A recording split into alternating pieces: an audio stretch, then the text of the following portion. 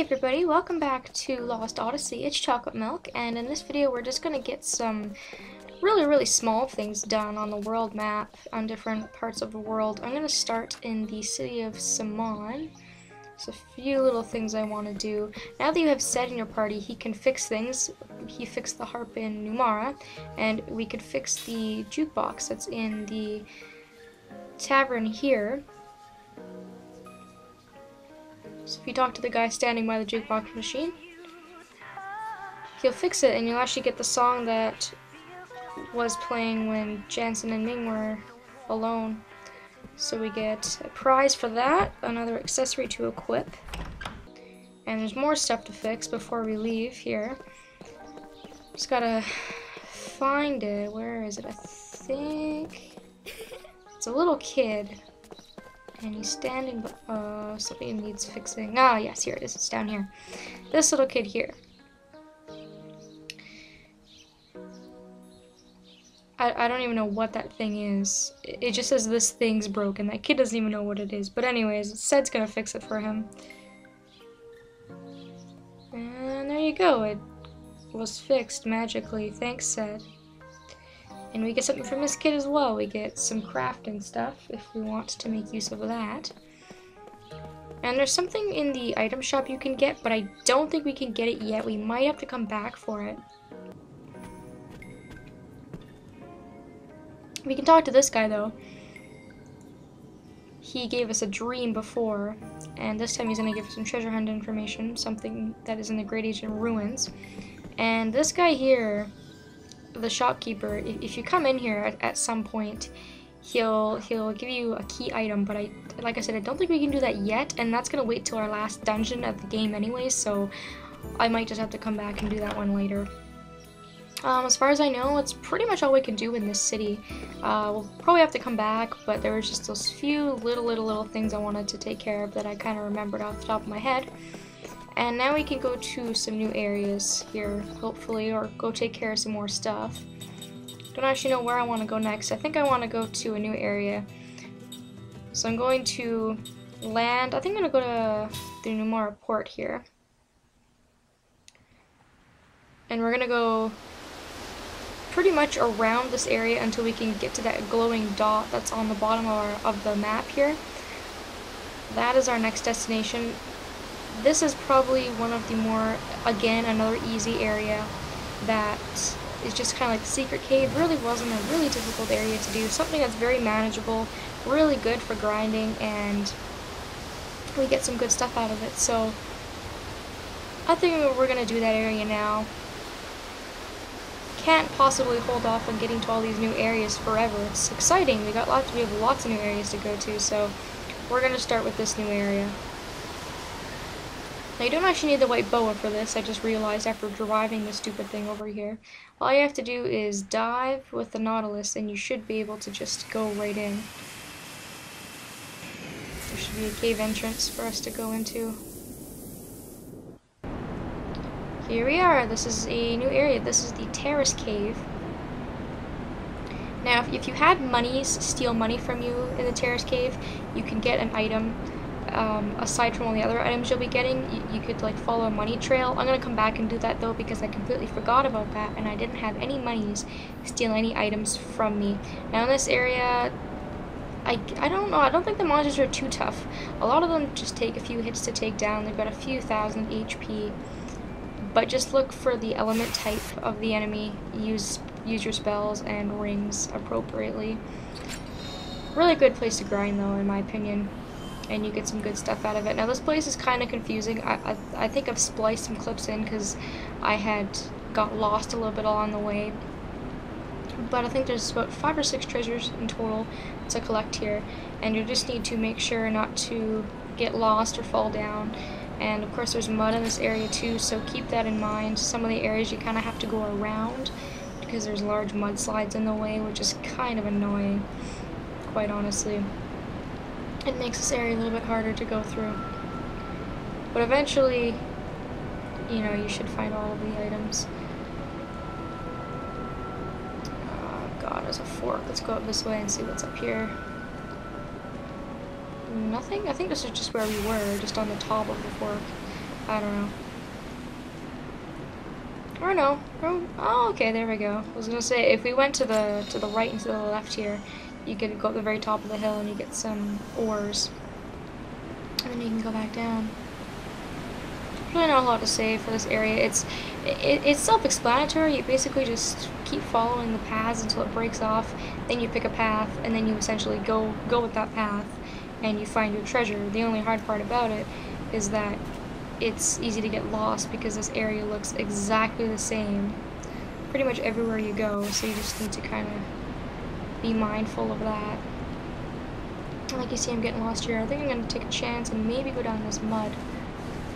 Let's see if there's anything down here, because we didn't go this way yet. No? Okay, keep sliding, I guess. I think this is actually the way out. It's just like a slide of mud. You can keep going down to get out of here, and there's some more chests and things to collect. Nothing over here? Okay. Never mind then, I guess we'll just keep going on here.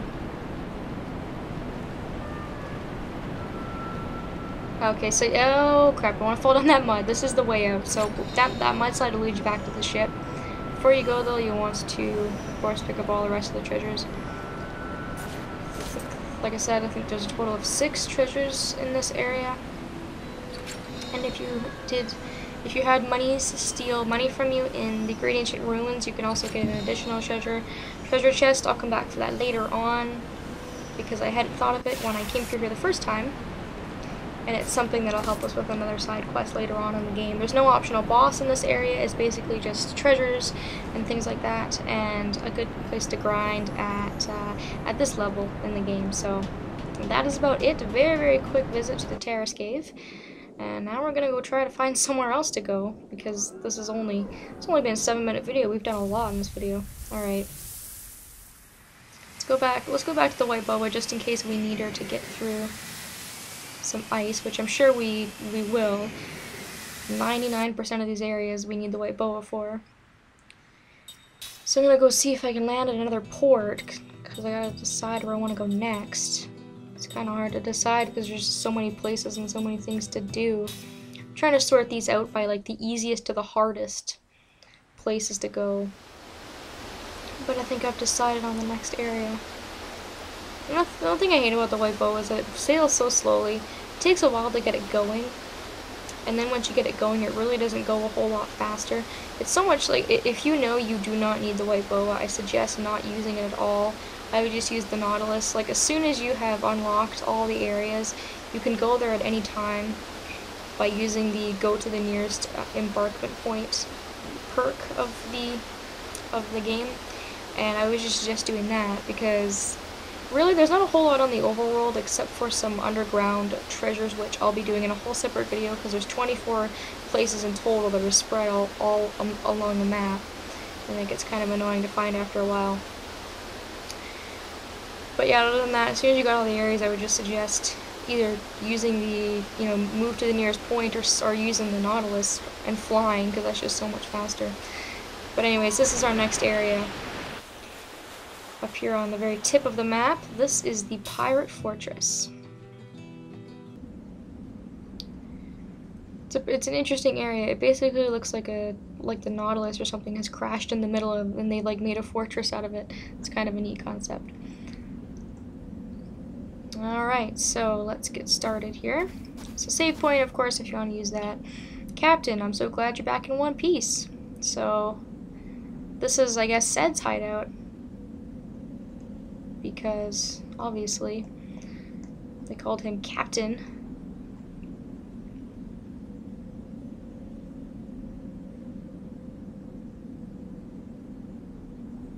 Okay, so Ced has to fix the ropeway for it to be able to move.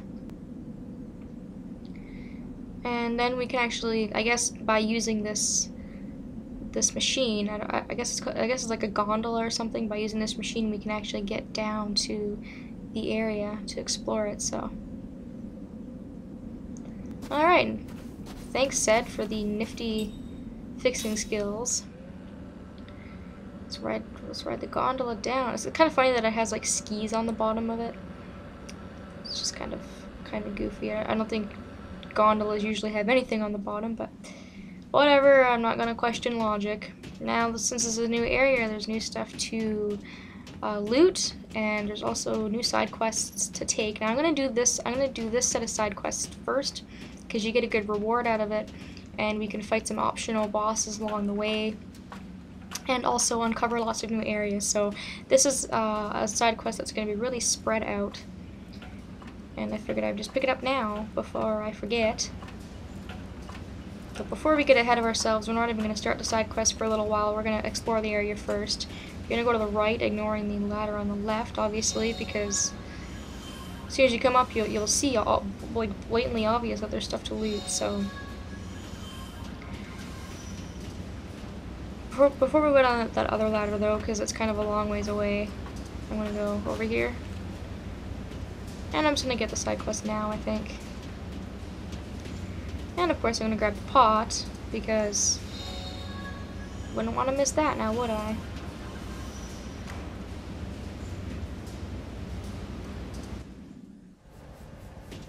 So this is Ced's studio. I guess this is like where he works, or where he usually is. If we talk to Gar will tell you some information. He'll tell you some information on Ced's missing buddies. And he'll also give you treasure hunt, or like clues for treasure that you've missed on the map.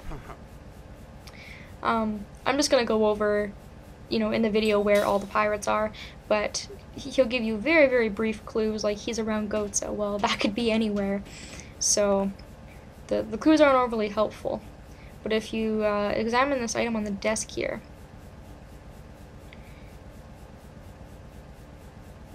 Sed's just gonna tell you it's a tool that he has made. And it's going to be useful to us, actually, so that's even better.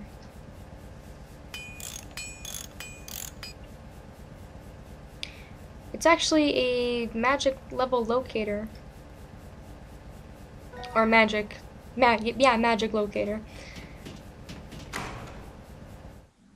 And that is actually the highest level of locator we can get now, so that means that we can get every bit of treasure on the map. Our locator's at the highest level, so it can find any treasure no matter how hard it is to find. So if you want to finish up all your treasure hunt clues that you have in your treasures tab, then you can feel free to do that now at any point, as long as you have the hints, of course. And now we're just going to finish up the rest of the pirate fortress before we leave. That's probably all we're going to have time for in this video. But we got lots done still, so... There's a penguin, and he's gonna walk off here. So if you follow the penguin, he's just gonna take you to a passage that's, I guess it's hidden, although you can see it on your mini map anyways. Doesn't really matter. Take you to this passage. It has a pit pot, and it also has a treasure. So remember that pit pot's location for later, and the cubic score music number 9 is really important. It's a very, very important music score number, so you want to play that, and we'll be doing a side quest for what that does later on. But be sure to get that if you are a completionist, because it's going to be important later. So, but that's about it for the Pirate Fortress. We just picked up that side quest to pick up all of Ced's pirate buddies. There's, I think, 5 of them in total to find, so we're going to have to go on a little bit of a hunt around the world map. Picked up some treasures. Now that we've unlocked the area, we can pretty much come here whenever we want to by just selecting it on the overworld. Don't have to use the white boa to get here or anything like that, which is nice. And I'm basically just backtracking back to the entrance now. Like I said, nothing else to do here, so we're just going to go back to the entrance, and we're essentially going to leave. And the only time you're ever really gonna want to come back here is when you found all of Ced's pirates, because then you can get your reward and everything like that. And I think that's about it from me, guys. This is probably a good place to end the video, because, you know, we're just leaving, and in the next video we're going to continue on. We're going to start finding all of Ced's pirate friends, and we're going to get into some other side quests and optional bosses. So thank you so much for watching, and I will see you all later.